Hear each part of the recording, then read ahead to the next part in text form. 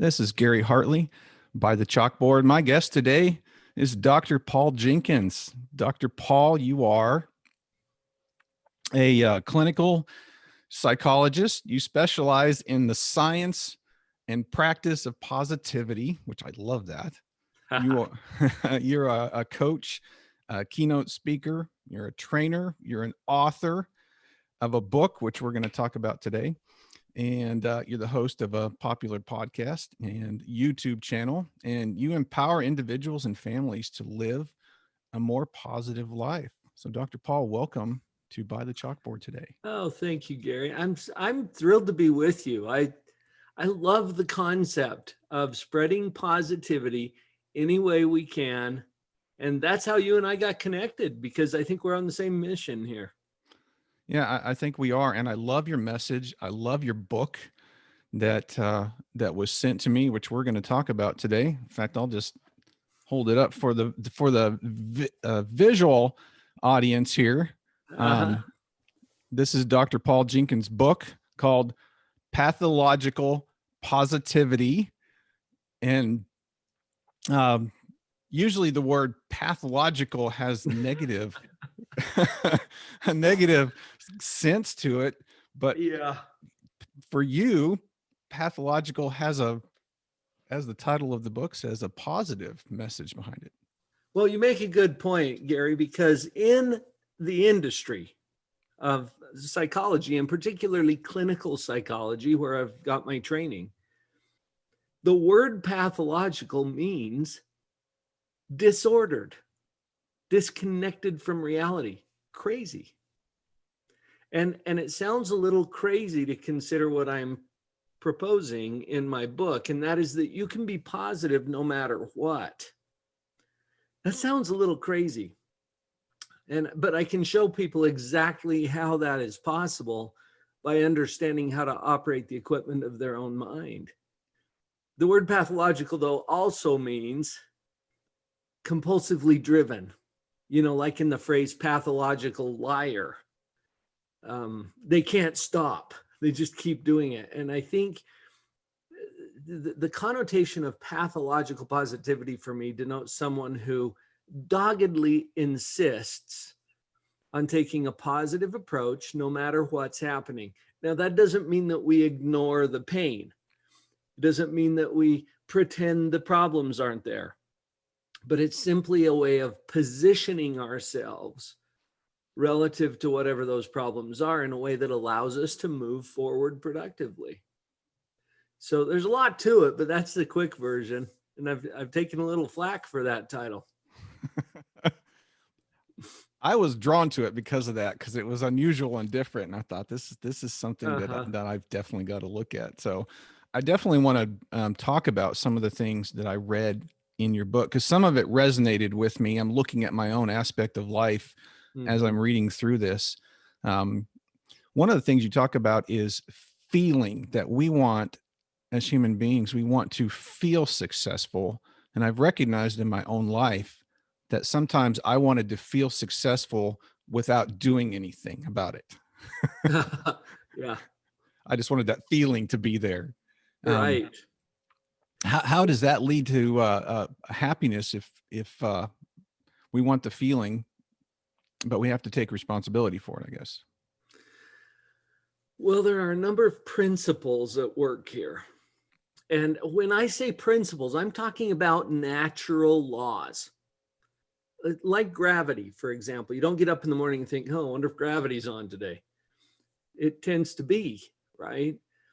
And how you conduct your life according to your understanding of that particular principle has very determined outcomes. So if you were to jump from the top of a tall building, what do you think would happen? And would that be for sure or maybe, sometimes or every time? Every time, yeah. This is how gravity works. What if you're standing at the top of the building and you're thinking, gravity, whatever, I don't believe in that crap. And then you take a flying leap. Gravity doesn't care. You'll make the same splat as the believers. And this is how principles operate. So what came to my mind as you were sharing that, Gary, is that if you if you want, I call it in my book, the feeling, capital T, capital F. The feeling. And I summarize it as joy or happiness or that feeling of success or prosperity or satisfaction. Okay. That's what everybody wants. As far as I can tell, everybody's after that. They have different ideas about how to obtain it, right? Well, that feeling comes to us based on the application of certain principles. And one of them is work. And I define work very simply too. It comes from my background in physics, where work is the force that is required to transform matter from one state to another. If we use it as that kind of an example, so you can imagine what you want your life to look like. Well, what are the actual forces that are going to transform the elements of your life into whatever it is that you've imagined? Well, that's called work. So thinking it up, dreaming it up, seeing it is part of the process, an important part actually, because if you can't see it, you can't go make it. It's an important part of the process, but it's not sufficient. There's actual physical work that is required to transform the elements of your life. So no surprise, that you can't just sit around and hope for or wish or dream up stuff. You have to go move things with your hands. Yeah, even the That's simplest, profound, isn't it? yeah, well, even the simplest things, like if you want to not starve to death, you have to physically put food in your mouth and chew it. Yeah. It seems like everything else in the human existence kind of works the same way then. I've got, I know people who are listening audio only aren't going to see this, but I'm going to share it with you. Gary, I carved this stick with my pocket knife. Wow. Now you can see here, I've got a lot of moving parts. There's a couple of balls inside of a cage. There's a couple of rings on a post, a chain in the middle of the whole thing, and some other kind of crazy stuff that I've carved into this stick. And people ask me all the time, well, how did you do that? There's a simple answer. You have to cut off everything that doesn't look like this. That's simple. Simple and easy aren't the same thing. So you look at the components of that. I had to see it first in my mind in the stick. Because when it was just a stick, I had to be able to envision everything that is there now inside of the stick. It was totally imaginary at that point.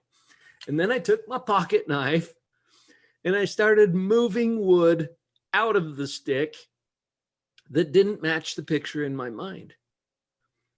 So that kind of summarizes what some of those components are. And in my book, I go through a whole creation process that we engage in as human beings, the process by which I think all things are made or created. And there are steps for it. But, interestingly, you brought up, Gary, that one thing that caught your attention was this emphasis on the feeling that we all want to have, that feeling of happiness or success. Well, one of the paradoxes that we're up against in psychology is that in order to create that, or in order to create anything in our life, it has to start with a very different feeling that I've labeled discontent. And I think you ran into that if you were reading my book. Discontent is pain or frustration or, some kind of discontent that comes into our emotional world. And it's really easy, if we don't understand how positivity works, it's really easy to allow discontent to completely tip us over. And we conclude that our life sucks somehow. Well, it doesn't mean your life sucks. It means you've got an opportunity to create something. You shared with me your story about the chalkboard, and I love this. As you moved into Abilene, Texas, and you want to get to know some folks, right? Because you're new in town. And so you set up a chalkboard. Well, see, the discontent that you felt was, hey, I'm in a new place. I don't really know anybody. See, that's just a little zing of discontent. Now, it might be bigger, it might be little, but what that does is it triggers our powerful mind to launch into a creation project. And that's what you did with the chalkboard, which manifested in some changes in your world that have, I think, blessed your life and the lives of other people too.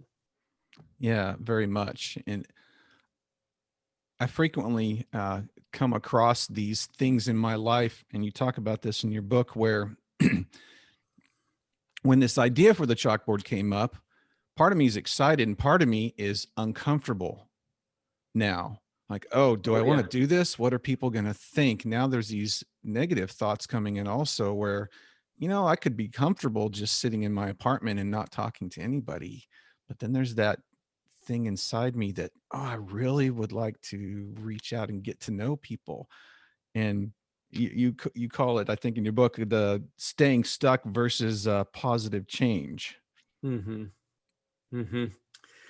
We always have that option. Check it out. Either way, you get to experience discontent. Either way. And this is another thing that I've worked out in one of my psychological models around positivity, and that is that every choice we make includes both pleasure and pain. You get to have both. And the way human motivation works, as long as the pain of change seems greater to you than the pain of not changing, you won't change. Hmm. Your brain won't let you because there are natural defensive mechanisms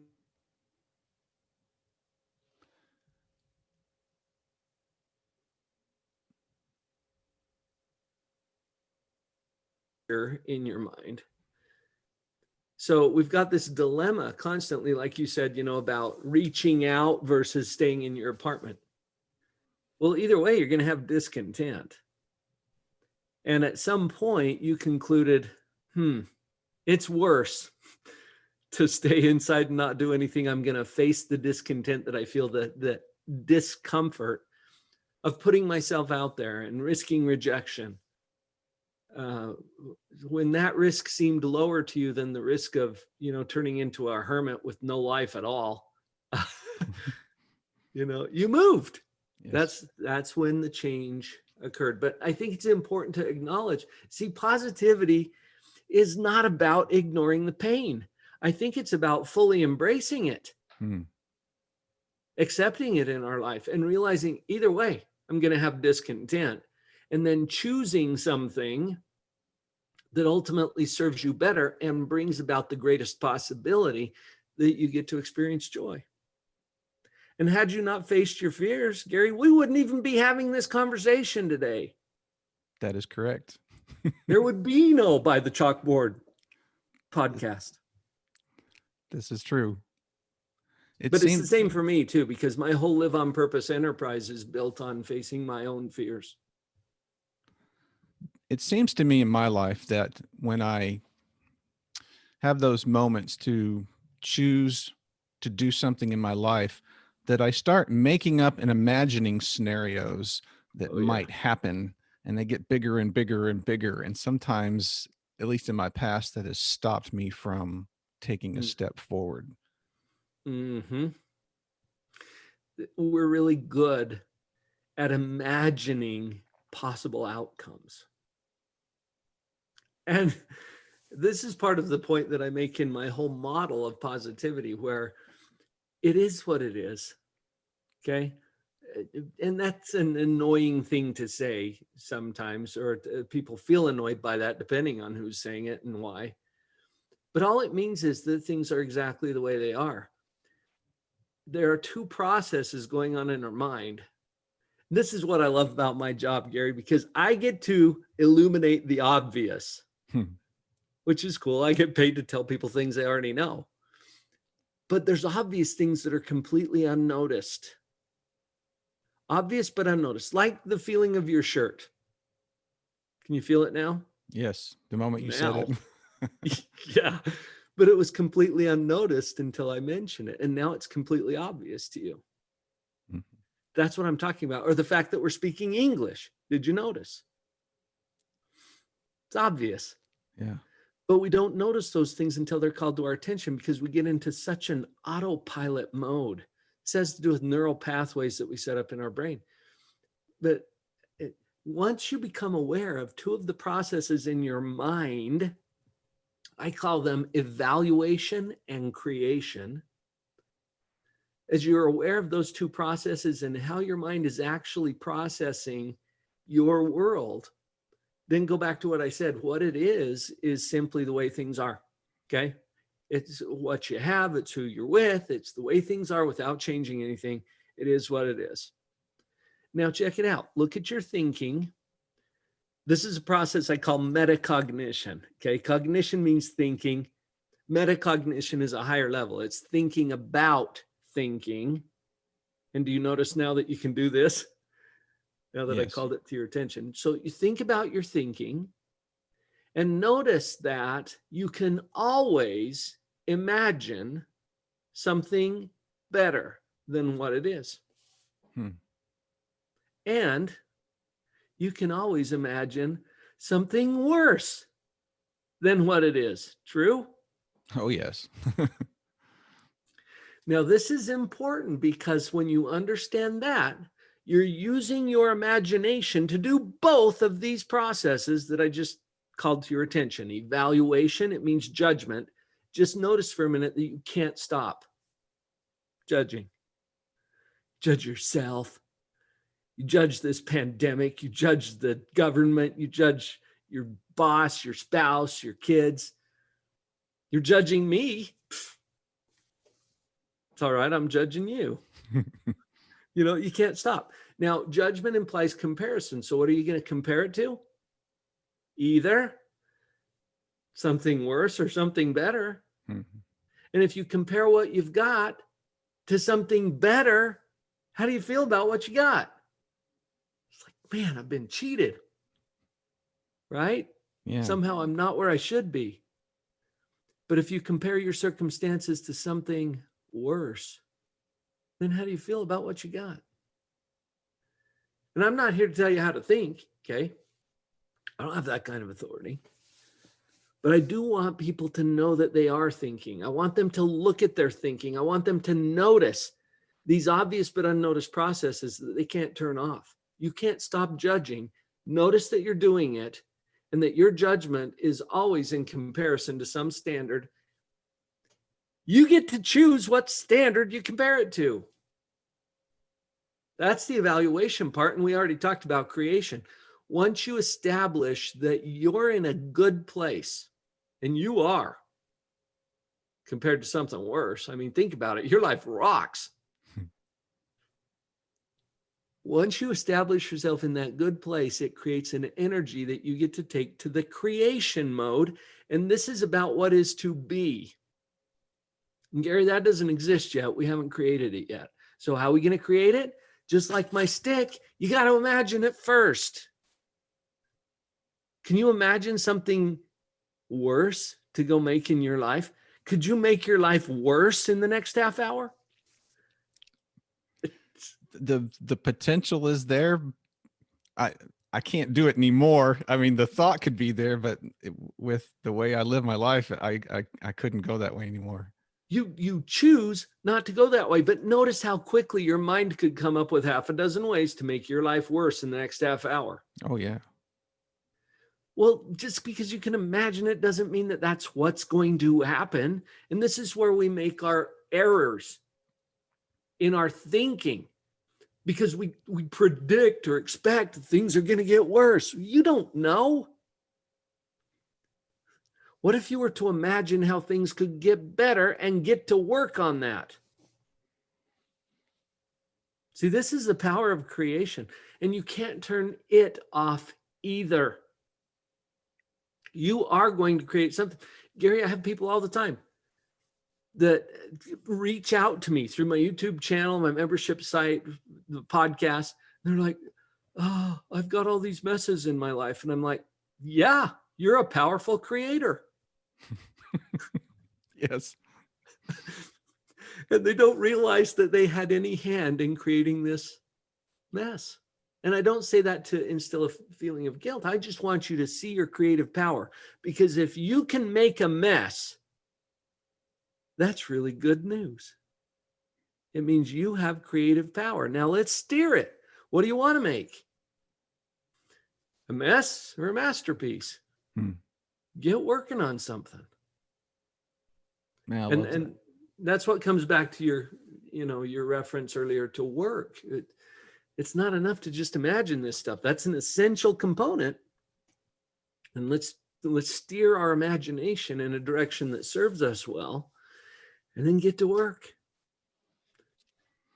It seems like a lot of people, and I have done this in my life, where I was in this mindset where I was working to be happy, and that never really happened until my life began to change, and I started letting work be more of a product of happiness. Like I was coming from Yes. that place of happiness. What's the difference between trying to work to be happy and coming from a place of happiness?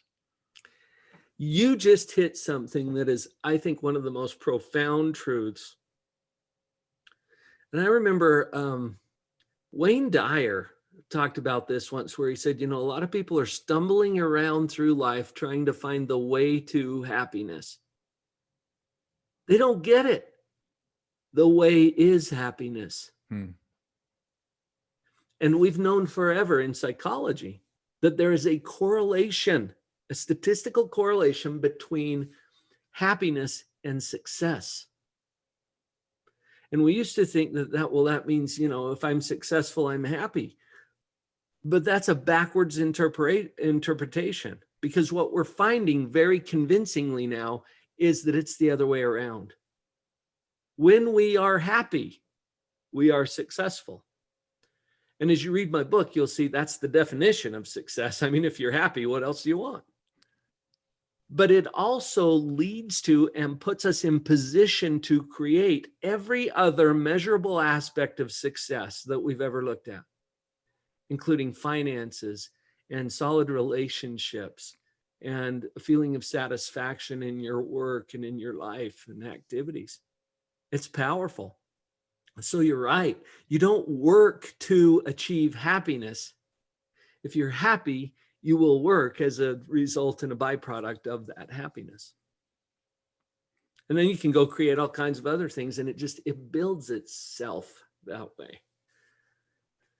Yeah, I noticed that in my life, that I spent a lot of time striving to try to accomplish something, whether it was Mm-hmm. physical or financial. And when I gave up that striving, and it's hard to describe in words, you're better at the words than I am. I gave up the striving and trying to do it. Mm, It became something that was more natural, and yeah, it seemed to come from an overflow and an abundance of something in my life, rather than something I lacked and was trying to achieve right. or get. When you're trying to get happiness, it is extremely elusive. It's just like money. If you're trying to get money, it's really slippery. Putting ourselves, if you think that achieving this or that will make you happy, you're misguided. And you'll find that in the journey. It's okay. We all get to learn it one way or another. I think there's easier ways to learn it. If you pay attention to everybody who talks about this, they will verify what you and I are saying here. That the happiness is fundamental. It's who you are. It's a choice. Now that irritates and annoys people to hear that happiness is a choice, because if they're not happy, they're like, well, why would I ever choose this? And you're right. You wouldn't choose it if you knew it was a choice.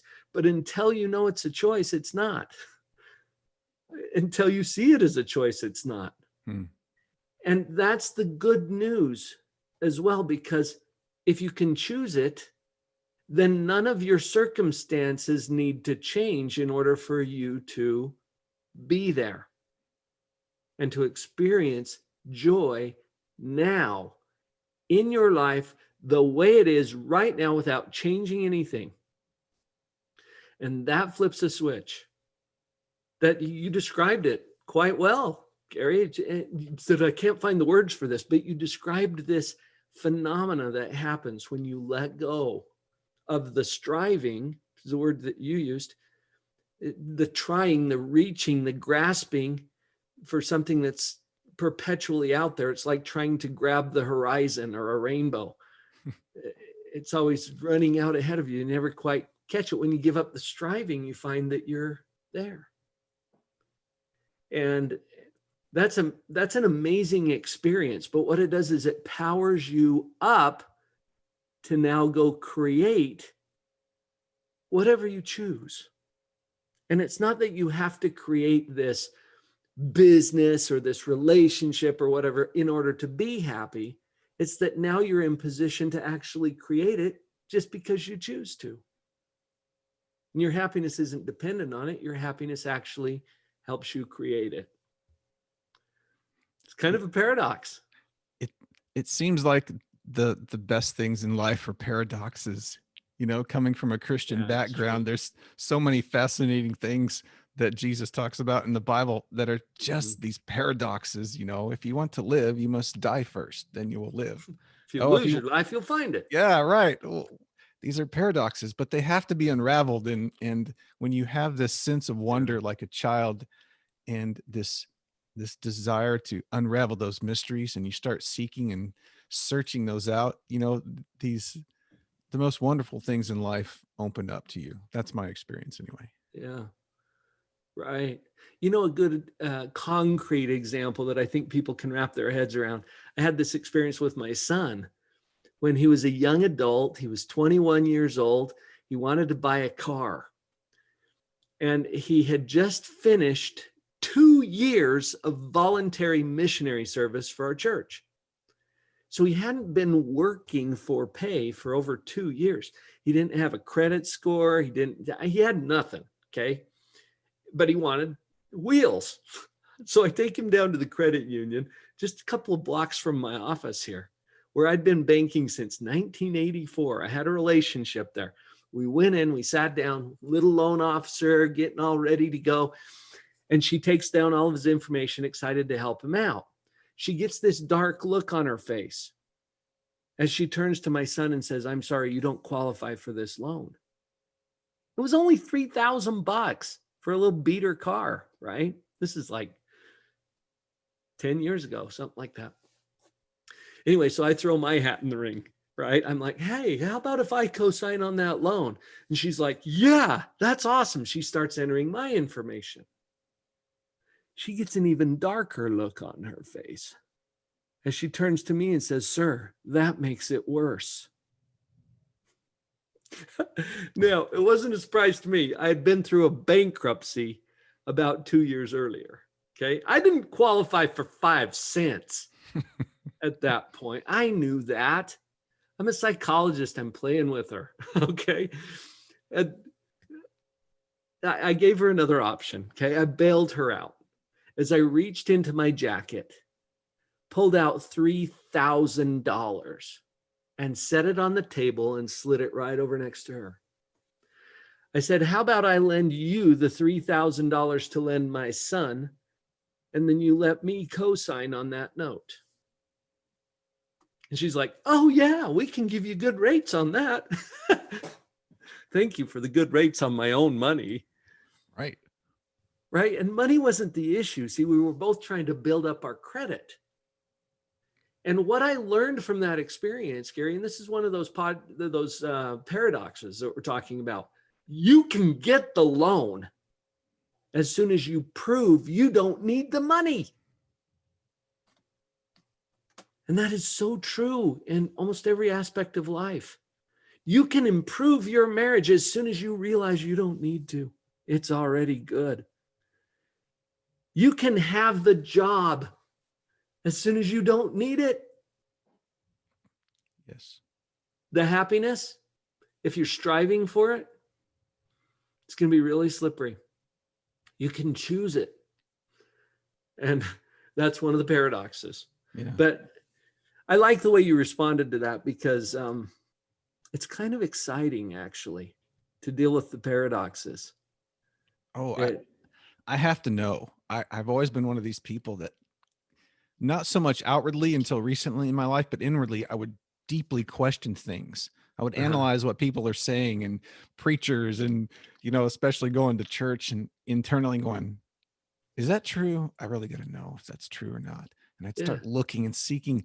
But doing that can come from a place of conflict and struggle. But if you Mm-hmm. keep going in that, I know that it just opens up wonderful things in life. Mm-hmm. Now I know in your life that you went through a lot of conflict and struggle. You talk about this on your website and in your Mm-hmm. book, financially, that led you to a place where um, you became a happy person living a happy life, but maybe not so much back then, Yeah. huh? Yeah. It's not fun No. to go through intense discontent or pain. And I've shared with you, even on our interview here today, I went through a bankruptcy. I never planned on that, Gary. It wasn't part of my white picket fence vision for my life. Sign me up for that. That sounds good. No, it was shameful. It was embarrassing. Here I'm a professional psychologist, and I'm in this position. My kids are reaching adulthood. I should be set by now, right? And what about all those promises I made to my wife's father when I married her? I'll take care of her. It's intense. It's unpleasant, and sometimes necessary to teach us what we need to know. And I think we get to learn from our own pain. If we're really wise, we can learn from the pain of others. And if we're fools, we won't learn from our own either. But we're going to learn it one way or another. And part of what I experienced there, Gary, is I stepped out of that courthouse having declared bankruptcy, which was my way of saying, hey, everybody, I failed. Okay, which I thought was so shameful. I've since learned that it's an essential element of success. John Maxwell wrote a book called Failing Forward. Robert Kiyosaki says, if you want to succeed in life, start failing faster. I mean, we're getting all of these examples from people who have reasons to know, but I walked out of that bankruptcy court, and the first thing I noticed, I'm almost ashamed to admit this, everything was still in color, which somehow surprised me. I don't know what I was expecting. It's going to be like an old 20s movie. Everybody's walking around in black clothes and it's black and white. And no, birds are singing, children playing in the playground, gentle breeze. And somehow that was a new start for me, as I realized, you know what? Happiness does not depend on my having financial stability, which I had never supposed, because I was pretty sure I've got to get this done in order to be happy. Well, when all that was taken out of my life, I discovered very quickly that happiness is a choice. And I can be happy in the middle of a bankruptcy. And I say bankruptcy, I don't know what it is for you, whoever's listening to this. Is it a diagnosis? Is it a global pandemic? I don't know. We're kind of sharing that experience. Is it a divorce? What's your bankruptcy? Whatever it is, can I be happy here now, the way my life is, without changing anything? And in discovering that, I can be happy here. I can be happy there. It doesn't matter where I am. I get to choose happiness. And that small shift changed everything. And now I simply choose to have money. I don't need it. Is that weird? Because the happiness is not dependent on it. Now I'm in choice, and I have a life that is so much more free than it ever was before.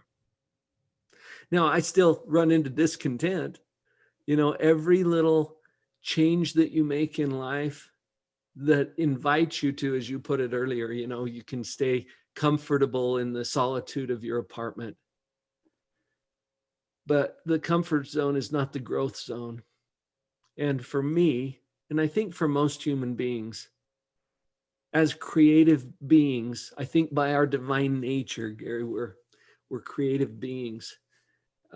If we're not creating and upgrading this planet and the experience of our fellow travelers here on Earth, we have a hard time experiencing a full measure of joy. Mm. And so we get to stretch and grow. Why? Because that creates more opportunities for joy. And as you experience joy in your own life, what do you want to do? You want to share it with other people. You want to put them in position to be free and experience joy as well. And that's why we get the opportunity regularly, regardless of where we are in our life, to either stay comfortable in the security, which, I used to think I wanted security, Gary, and then I got to do a rotation in my psychological training. I got to do a rotation at a maximum security facility. And I realized security is not freedom. Where would you be if you achieved maximum security? Right? Yes. We don't want security. We want freedom. And that's where we get out of our comfort zone and enter our growth zone, where we experience a greater measure of freedom and joy. Oh, yeah. I really like what you said, that you went through a bankruptcy, but everybody has their own bankruptcy, whatever that is in your life, Right. Mine was a midlife crisis. I went through several years of just a whole number of things happening to me physically, but also outside of me that was really tough at the time. Today, I'm thankful for every part of it. Yeah. One of the things that people go through that I would really like to get your comments on is, and I experienced this, that I thought a lot of these things were happening to me. Mm-hmm. This is happening to me, this victim mentality that, this is happening to me, rather than something that I've actually contributed to or created myself, created my own cage that I'm in, created my own suffering. What's the difference between that mindset of believing you're a victim, that something's happening to you, and shifting that over to taking responsibility for it? In my book, Gary, I break the word responsibility into two words: response ability. It's your ability to respond. Yes. What I've noticed is that stuff happens. In fact, I think there's a bumper sticker that says that. Stuff happens on a regular basis, every day. And welcome to Earth.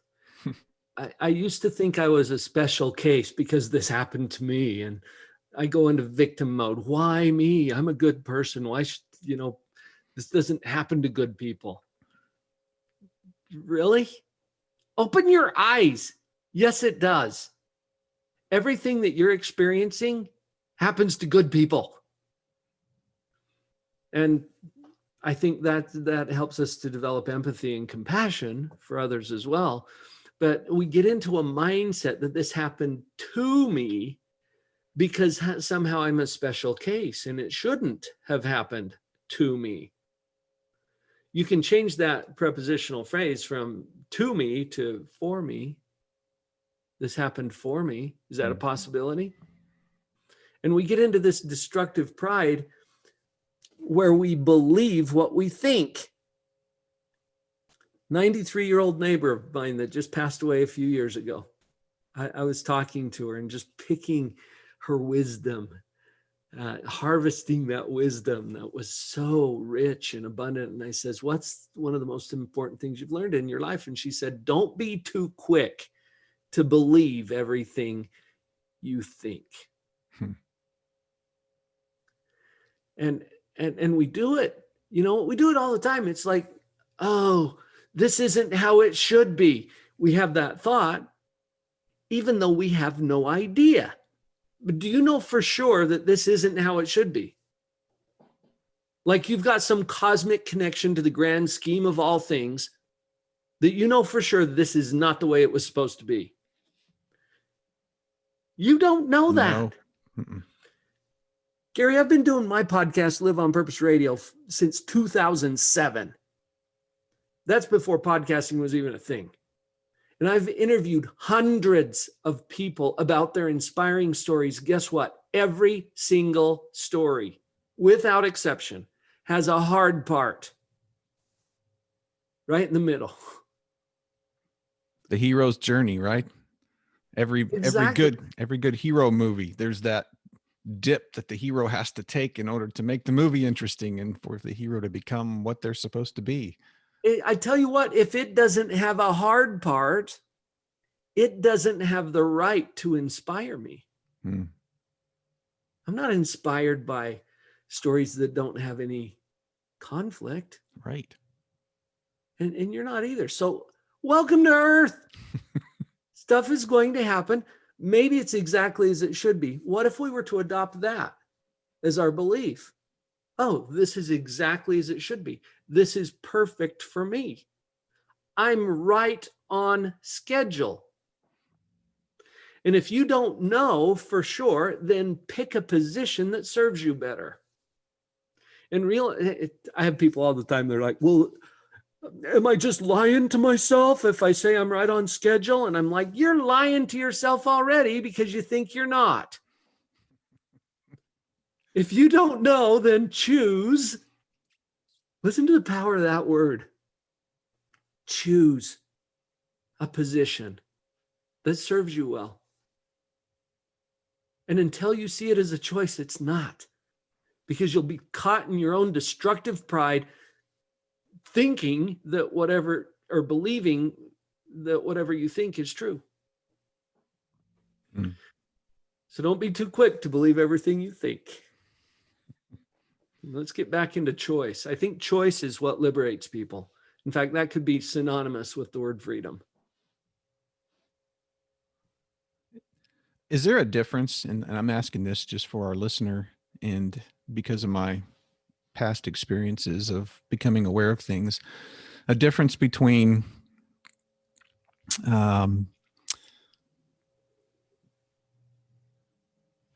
thinking that you're thinking and then being aware of your thoughts as they're arising?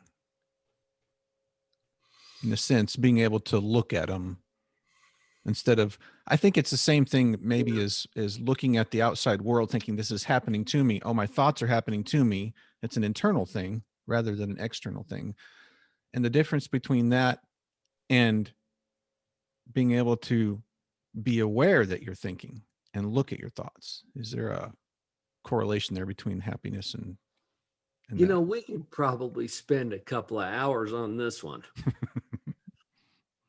And I'm thinking of Eckhart Tolle, who wrote a book called The Power of Now. And he is one of the people on this planet that I think has given this particular issue more conscious thought than most. He did a little something in a presentation that I saw him give, where he said, just consider for a minute what happens between now and now. What did you notice? You were watching, weren't you? You were observing. It's quiet in there as you're waiting for between now and what? Oh, what happens between now and now? Nothing. Your mind is quiet. It's in there waiting. It's watching. The natural state of our mind is peace. Then what the heck is all this noise? What are all these thoughts that are cluttering it up most of the time? There's a lot of enthusiasm nowadays about mindfulness. meditation. I think Eckhart Tolle would call it mindlessness, where we just empty it, we clear it, and experience the peace that comes when we get back to the natural state of our own mind, which is quiet, peace. Now, that doesn't fully answer your question, but being aware of that and watching it and observing it puts you in a different position to do something different with the noise when it happens. And like I said, we could spend hours on that. Oh yes. Yes. The reason I brought that up is because you'd mentioned that in your book. And I know from my own experiences of life that was very beneficial for me, because I've always been one of these people that my mind was just racing all the time since I was a kid. 1,000 miles an hour, all this stuff going on. And when I began to be aware of that, it was as if it opened up this box of happiness, that had always been sitting there going, oh, I can just let my mind run. Go ahead. You can do what you want. I don't have to control it. Right. Okay, there you go. Da, da, da, da, da. And it just let this happiness come out in spite of that. I'm like, okay, I don't have to have a calm, still mind in order to be happy. I can be happy even if it's just racing. Okay, let it go. Mm-hmm. Yeah. Yeah. And I've said this a couple of times, but until you see it as a choice, it's not. And that's why I think awareness is probably one of the first steps. I love calling these things to people's attention because they're obvious but unnoticed. And as it comes into your attention, you're now in a position of choice and you can do something with it. You can steer it somewhere. And I think that's the power of positivity, the way I've defined it. Yeah, I agree. Wow.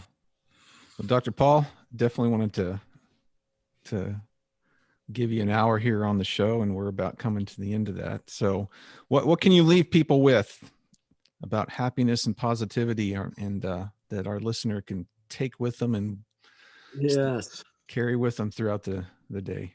Well, and thank you for asking. I've got, I learned a long time ago, it doesn't help to tell people, just think positive. I mean, that's the trite, fluffy, motivational speaker version. I'm a professional psychologist. I want to put you in position to completely understand what that's all about and how to operate the equipment of your own mind. And like I said, I'm not here to tell you how to think. That I don't have that authority. I want you to see that you are, and that you can take a more conscious level of control over your own mind. So without just, leaving you with the trite, fluffy version, what I would prefer to leave you with is the actual model. And I've got a mini book called Portable Positivity. And I am happy to provide that free of charge to anyone who's listening to this podcast today. I will give you a free digital download of the whole book that includes my model about positivity. It's an actual visual model that I can show you on the visual here, that I've designed a model that's going to help you to understand those two processes in your mind, evaluation and creation. Okay. And the way you can connect to that is Dr. Paul Jenkins, spelled with a DR, drpauljenkins.info/portable positivity. And that link will take you right to a place where you can get a free digital download of this book. And if you want a physical copy, you pay the shipping and I'll send you one. Okay. And I'll have those links down below on the podcast and on the my YouTube channel for that link. Wonderful. And the other links for your information, so people can go and hear more about you and the benefit that you provide for this world. Well, thank you, Gary. It's been fun to have this conversation with you, and I appreciate the work that you're doing to live on purpose. Yes. That's the theme of my podcast, and it fits right alongside the chalkboard, I think. Yes, it does. All right, Dr. Paul, thank you so much. Blessings to you, and we'll hopefully talk to you again in the future. Thank you. All right, bye-bye.